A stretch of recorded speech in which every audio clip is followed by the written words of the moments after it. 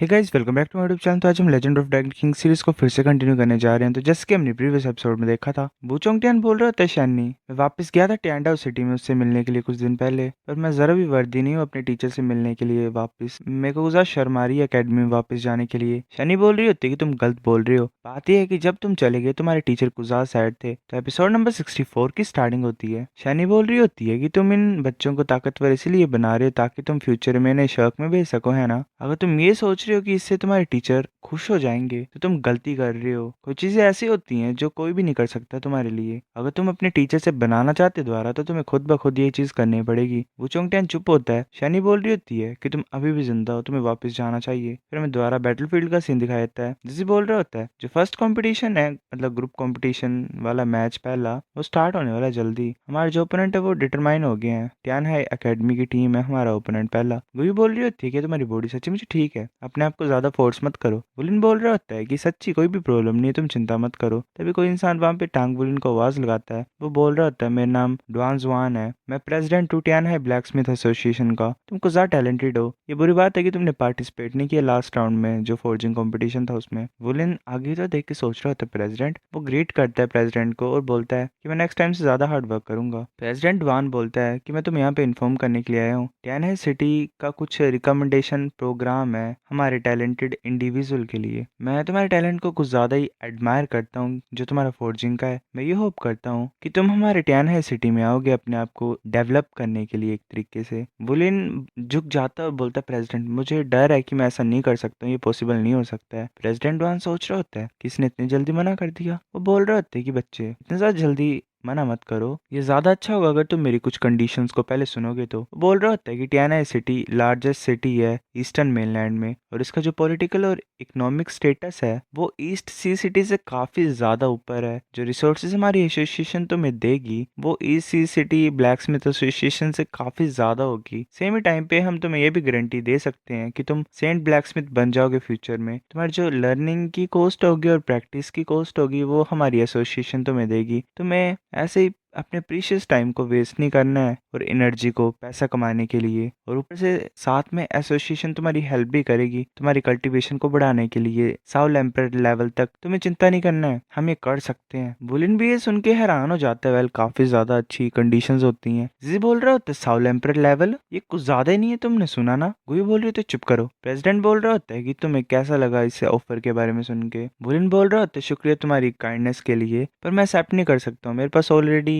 Mentor है, मतलब गुरु, और ऊपर से मैं अभी भी मेंबर हूँ ईसी ब्लैक स्मिथ एसोसिएशन का। कंडीशंस जो तुमने बोली वो अच्छी हैं, पर मैं अपने टीचर को बिट्रे नहीं कर सकता हूँ, उन्हें धोखा नहीं दे सकता हूँ। प्रेसिडेंट कौन बोल रहा होता है कि बच्चे तुम्हें ध्यान से सोचना पड़ेगा, मैं इन चीजों को तुम्हें दे सकता हूँ, ईसी ब्लैक स्मिथ एसोसिएशन मतलब जो है वो नहीं दे सकती है। वुलिन बोल रहा होता है प्रेसिडेंट वान शुक्रिया, पर मैं सच्ची मुच्ची एक्सेप्ट नहीं कर सकता हूँ इसे। मैं अपने टीचर को धोखा नहीं दे सकता हूँ। जो साथी होता है प्रेसिडेंट वान का वो बोलने लग पड़ा होता है कि बच्चे क्या, मतलब ऐसा वैसा कुछ। तभी प्रेसिडेंट वान उसके मुंह को बंद कर देता है, मतलब हाथ उठा के वो जाते हुए बोल रहा होता है कि अच्छे बच्चे मूचन को ज्यादा लकी है। याद रखो अगर एक दिन ईसी ब्लैक स्मिथ एसोसिएशन मतलब एसोसिएशन तुम्हें टॉलरेट नहीं करेगी, मतलब ऐसा वैसा कि कुछ ना बने तुम्हारे उनके साथ, तो जो टियाना है ब्लैक स्मिथ एसोसिएशन है वो तुम्हें हमेशा वेलकम करेगी। तुम जब मर्जी ज्वाइन कर सकते हो हमें। फिर ऐसे प्रेसिडेंट वान वापस आ रहा होता है एक रूम में। तभी मूचन वहां पे होता है और बोलता है टीचर तुम वापस आ गए हो। पहले मूचन का टीचर है, वाओ। प्रेसिडेंट वान बोल रहा होता है कि तुम्हारी आंखें कुछ ज्यादा शार्प हैं, ये बच्चा कुछ ज्यादा टैलेंटेड है, ये तुम्हारी तरह ही जैसे तुम बचपन में थे। इसने मेरे को रिजेक्ट भी कर दिया, मैंने ये भी बोला था कि मैं उसे ज्यादा रिसोर्सेज दूंगा। मूचन बोलता है कि इसका टैलेंट मेरे से भी ऊपर है, ये ऑलरेडी लेवल 4 ब्लैक स्मिथ है अपनी एज का। प्रेसिडेंट वान ये हैरान होके मतलब बोलता है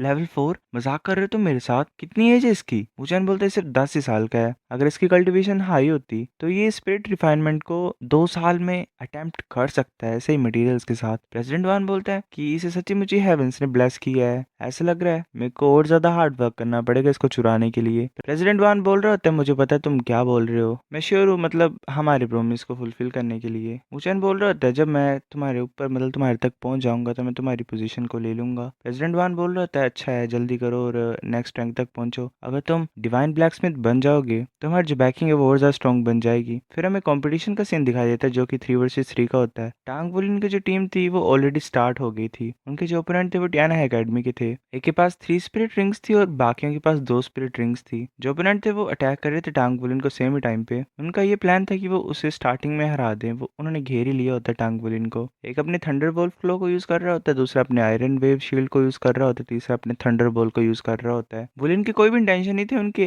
अटैक्स को अवॉइड करने के, मतलब उनसे हटने के। वो डायरेक्टली साथ मतलब सीधे जा रहा था अटैक करने के लिए। जो ऑडियंस होती है वो बोल रही थी कि ये पागल हो गया है कि ये तीनों को खुद ब खुद मतलब उनके ऊपर अटैक करने की सोच रहा है। दूसरा बोलता है ये बच्चा ये सोच रहा है कि ये सिर्फ एक ही रिंग के साथ जीत जाएगा। तभी जॉनी अपने ड्रैगन क्लो को यूज करता है। टांग बुलिन थंडर बोल को पकड़ लेता है और अपने ड्रैगन क्लो से उसे खत्म कर देता है। जो भी पावर होती है अटैक की वो एकदम से खत्म हो जाती है। और दूसरी साइड में टांग बुलिन ने अपनी ब्लू सिल्वर ग्रास भी यूज कर दी होती है, जिससे उसने अपने ओपोनेंट को बांध दिया होता है पूरे तरीके से। वो फिर अपने 1000 रिफाइनमेंट हैवी सिल्वर हैमर से उसे मारता है, मतलब उसे मारता है जो तीसरा होता है शील्ड वाला। जो बच्चा होता है शील्ड वाला वो सोच रहा होता है ये क्या है, बच्चे की स्ट्रेंथ तो मेरे से भी काफी ज्यादा ऊपर है। टियाना अलायंस की जो टीम होती है उसके सारे ओपोनेंट्स को ज्यादा डर गए होते हैं। शील्ड वाला बोल रहा होता है ये इंसान सच्ची मुझे इसके पास सिर्फ एक ही रिंग है, हम तीनों भी इसको नहीं रोक पा रहे हैं मिलके भी। जॉनी कंटिन्यूसली अटैक करता जा रहा होता है और फिर उसी सेम मोमेंट में जीजी गुयू ने भी अपने अटैक्स लॉन्च कर दिए। जो दोनों थे मतलब टूरिंग वाले ओपोनेंट वो तो कम्प्लीटली कंफ्यूज हो गए थे।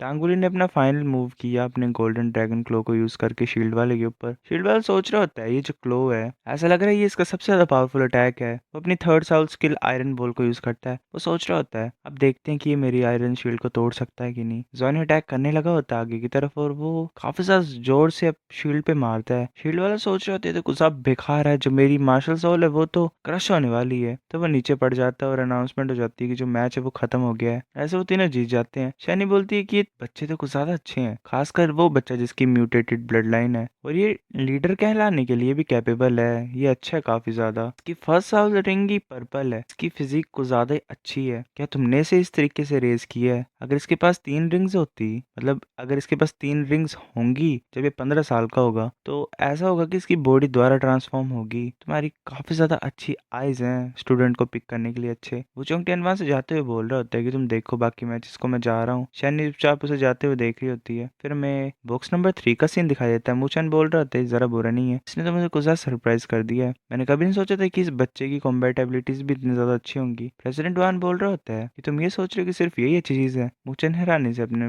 मास्टर की तरफ देखता है। प्रेसिडेंट वान बोल रहा होता है अगर इसके पास साउल के लिए टैलेंट होगा तो ये अपना टाइम स्पेंड करेगा ब्लैक स्मिथिंग मतलब के ऊपर। हम चाहते हैं कि वो एक डिवाइन ब्लैक स्मिथ बने या फिर बैटल आर्मर मास्टर। तुम्हें इसके फ्यूचर गोल्स के बारे में पता है? मूचन बोलता है हाँ मुझे पता है। वो सोच रहा होता है मैंने एक बार से काफी लंबे टाइम पहले पूछा था, उसने मुझे अपने ड्रीम्स के बारे में बताया था। वो एक बैटल आर्मर मास्टर बनना चाहता है। मैं इसको सपोर्ट करूंगा चाहे जिस मर्जी रास्ते में वो चले, जो प्लान है इसका। वो ऐसे एक्सट्रीमली टैलेंटेड है फोर्जिंग में और इसके पास डिवाइन इनिशिएट स्ट्रेंथ और इनसाइट भी है। पर इसकी जो करंट साउल पावर और कल्टीवेशन है वो इसे रोक के रख रही है as a blacksmith improve करने के लिए। वो बोल रहा था कि इसके लिए ब्लैक स्मिथिंग एक टूल है पैसा कमाने के लिए और एक सेकंड ऑक्यूपेशन है। ये एक ऐसी ऑक्यूपेशन जिसकी वजह से ये रास्ता तैयार कर रहा है अपने बाकी जो मेन गोल्स है उन तक पहुंचने का। और वेल इसे पता ही है कि कितना ज्यादा डिफिकल्ट होता है एक बैटल आर्मर मास्टर बनना। मुझे बस इसे यही बताना है कि उसे टॉप ब्लैक स्मिथ पहले बनना पड़ेगा अगर इसे फ्यूचर में बैटल आर्मर मास्टर बनना है। तो ये एक तेज बच्चा है, इसे पता लग जाएगा खुद ब खुद ही कि क्या अच्छी चॉइसेस है इसके लिए। प्रेसिडेंट वान बोलता है कि मैं हाँ ओल्ड हो गया हूँ, मेरा जो दिमाग है वो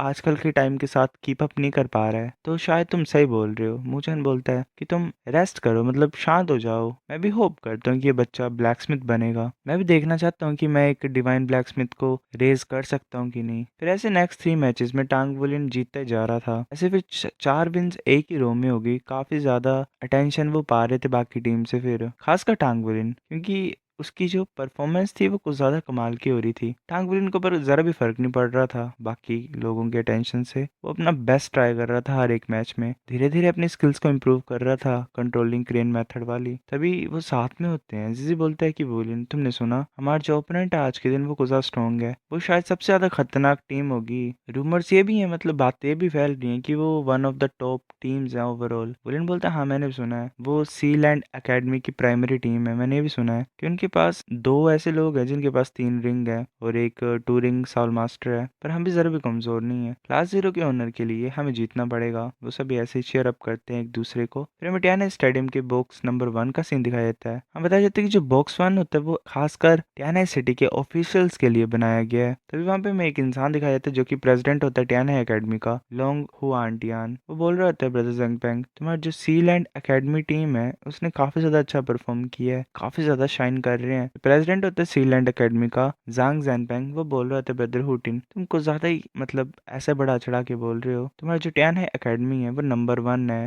अलायंस में, कोई भी इसकी पोजीशन को नहीं हिला सकता है। प्रेसिडेंट बोल रहा होता है, ब्रदर जैंग, मतलब जो प्रेसिडेंट होता है टियाना अलायंस का, कि तुमने स्पेशली मुझे यहाँ पे दिखाने के लिए बुलाया है ना मैच को, तुम सिर्फ मेरे को इन जूनियर कंपटीशन के मैच को दिखाना चाहते हो। जो जैंग होता है प्रेसिडेंट, वो बोल रहा होता है, वेल कुछ अच्छे स्टूडेंट्स हैं हमारे कॉलेज के, मैं डिस्कस करना चाहता हूँ ब्रदर टियान के साथ। क्या तुम देख सकते हो और बता सकते हो मुझे कि तुम मेरे को 3 प्लेसेस दे सकते हो। लोंगहू टियान समझ गया था नेचुरली कि जैंग पेंग क्या चाहता था। ये शर्क कॉलेज के कोटे के लिए मांग रहा था। मतलब शर्क कॉलेज जो है वो स्टूडेंट्स को हर 3 साल में रिक्रूट करता है। काफी ज्यादा लार्ज अलायंस और अकेडमीज अपने स्टूडेंट को चूज करते हैं जो बेस्ट टैलेंट के होते हैं रजिस्टर करने के लिए। टियाना अलायंस के पास सिर्फ 120 प्लेसेस हैं शर्क अकेडमी में एंट्रेंस के लिए। मतलब टोटल 120 होते हैं, उनमें से 20 टियान हाई को मिलता है और फिर वो टियान हाई अलायंस के ऊपर डिपेंड करता है कि वो उन सीटों को कैसे अकेडमियों के बीच में बांटे। प्रेसिडेंट बोल रहा होता है कि सीलैंड कॉलेज हमेशा अच्छे प्लेसेस को पाता है, तो जो अलायंस है वो सर्टेनली देगी तुम्हें पोजीशन। तो ब्रदर जंग, तुम ऐसा क्यों दिखाना चाहते हो मुझे। जंग पिंग बोलता है, ये क्योंकि जो मैं चाहता हूँ वो ऑर्डिनरी कोटा नहीं है, पर मैं शर्क के इनर कोर्ट के कोटा के लिए बोल रहा हूँ तुम्हें। सो गाइस, ये एपिसोड इतना था। अगर आपको नेक्स्ट देखना है तो वेट करना पड़ेगा। तब तक के लिए बाय गाइस।